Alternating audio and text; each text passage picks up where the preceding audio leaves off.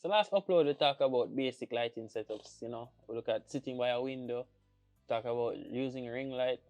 I hate ring lights. God, I hate ring lights. I don't like ring lights. We talk about using a softbox setup. We're gonna do a DIY one eventually. I just need to get the parts to get that one done. So that will be an interesting project. I hope you guys stay for that one. We talk about how to set it up. Actually, it don't make no sense to go over the whole video because the video is there for you to watch. So if you never watch it yet, go back and watch it. So this week we're going to talk about audio. So why are we talking about audio? Well, it's very obvious because without good lighting, without good audio, you don't have a good video. So there are the pillars. But before we do any more chatting, I think it's time to play the intro.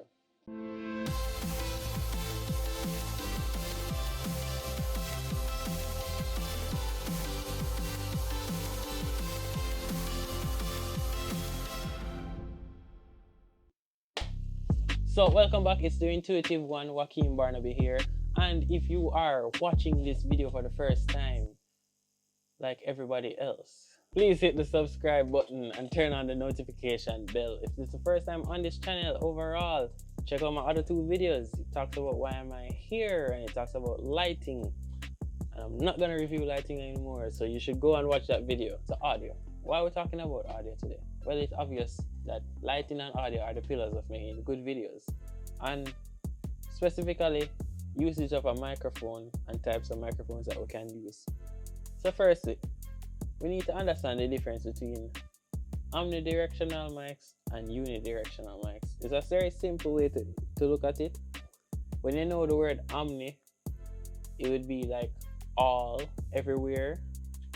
Uni is one. So if you say you have an omnidirectional, it's all direction. If it's unidirectional, it's one direction. Now, when is it ideal to have a unidirectional mic?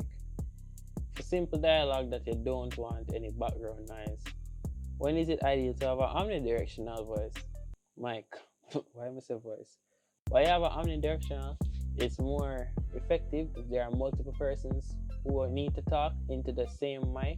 You'll be able to pick up everyone from everywhere, and if they're in similar proximity, they'll have the same volume in your videos or whatever it is that you're using the microphone for. We're going to talk about rules of recording. So rule number one, what I like to call the low traffic rule. Now why I call it the low traffic rule, it's very simple. Simple reason. You want to record in an area where there is minimal traffic. Traffic, not the car up on the road business traffic, no. I'm talking about, you don't want people walking up and down in the house. You don't want the animals that brush past something. You don't want the fan to blow. Some wind somewhere, you know. Anything that causes movement and movement that causes sound. You don't want none of that in your background. Like none whatsoever. What you do want is a quiet place. As best as quiet. You don't want anywhere where it's unnecessary background noise.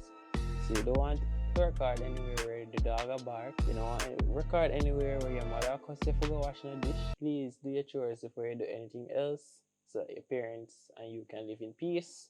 You don't want to hear your neighbor a cuss, say ooh thief, ooh for man, or ooh I do this and one bag of unnecessary mix up that your life just don't need right now. You just don't want any of that in your recording, so you have to find somewhere as quiet as possible. You also want to record somewhere that doesn't have a lot of hard surfaces. Now, why I say that? It's very important that the microphone is a very sensitive device. It will pick up any sound, right? And if there is an echo, it's gonna pick up back that sound, and then your audio gonna sound like crap. Record somewhere that have soft surfaces, so like with curtains, your bed, pillows, sponges, any other kind of stuff that can absorb the sound that is coming from whatever source. You want to record in a space like that. Now if you're vlogging, obviously those two rules just go right out the window because you're outside, you're in nature, you're in public spaces, cars are travel and this and all sorts of noise about. Now this is where you use an external microphone. Now external microphones are just exactly what they are. There are microphone devices that are not a part of your phone. You know, there are standalone devices that you can buy and plug in to utilize in your other devices, whether it's a phone, a DSLR camera, your mirrorless camera, your computer, whatever it is that can accommodate a microphone, you get an external microphone for that. So for like vloggers, you can get yourself what I love, the lapel or the lavalier mic, as it should actually be called. It's a simple mic, it's very discreet. It's not an in-your-face kind of mic. You know, you just clip it on, you start talking, and it actually comes with a decent amount of length of cable. I think this is a 19-foot cable one. Like I could put the tripod way out so, and I have length for days to record. So if you want something with good mobility, it's not discreet, and guess what? It's cheap. I think I paid probably $15 for this one. This is a Fulaim lavalier mic.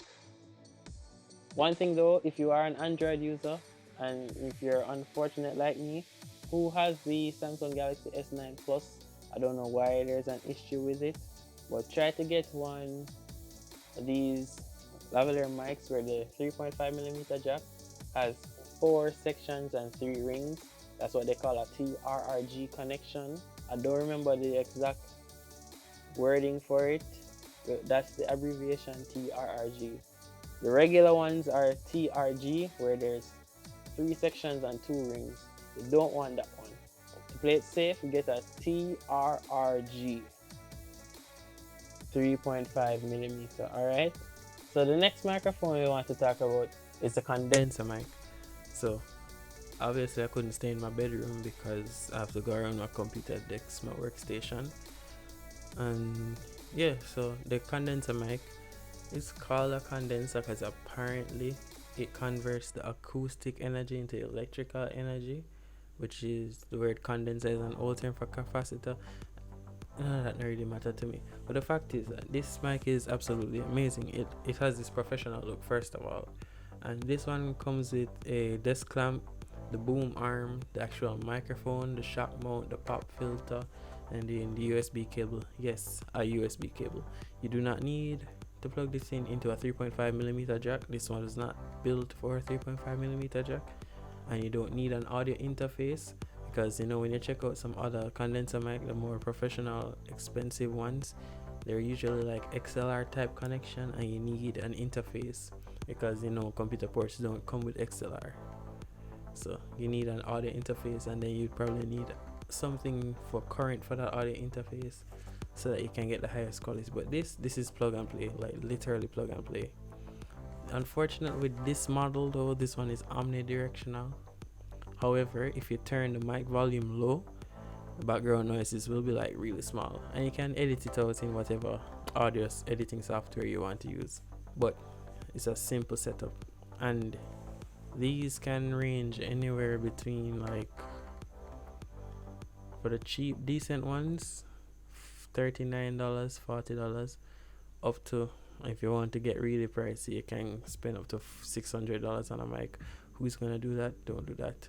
But this one, I got this one for about $43 off Amazon, and I bought this in May. No, it's not May. I bought it in March actually.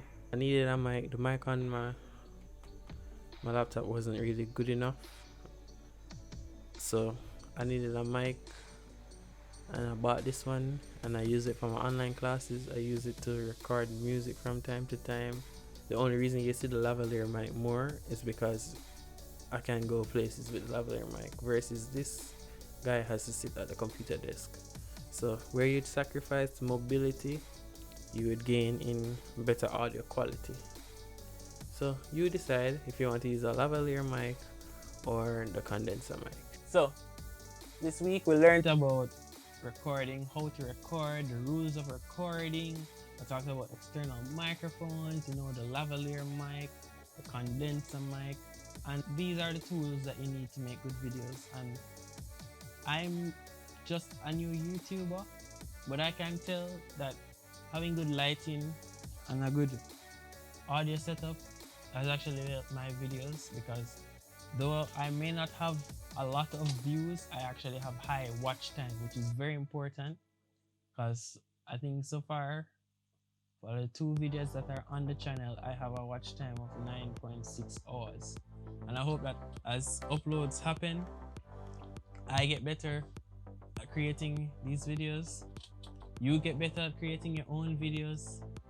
And yeah, growth is awesome. And in the making of this video, I was at 78 subscribers, and it's a big plus because this channel initially, when I used to post music, there's like 2 songs really, I only had like 37 subscribers I think, and within the 2 weeks I gained 40 subscribers. And it's not like I'm a very popular person per se, but the support is real. I see all the stats, I see that people are really enjoying the comment, enjoying the content. The comments have been nothing but love and positivity. People have been saying that they've been learning from my videos, and you know, it's those little things that keep me going, and I don't think I'll ever stop. So I guess we can call this the road to 100 subs. So if you are watching this video but you are not subscribed to this channel, I am encouraging you to do so, because there's more to come, more to learn, and eventually, you know, we'll start getting into editing tips and editing tutorials, and I'm going to enjoy doing those kind of videos, especially because video editing is where my true passion is. So I hope that you guys enjoyed this video. Subscribe, stay tuned, follow me on social media. My handles have been flying across the entire video.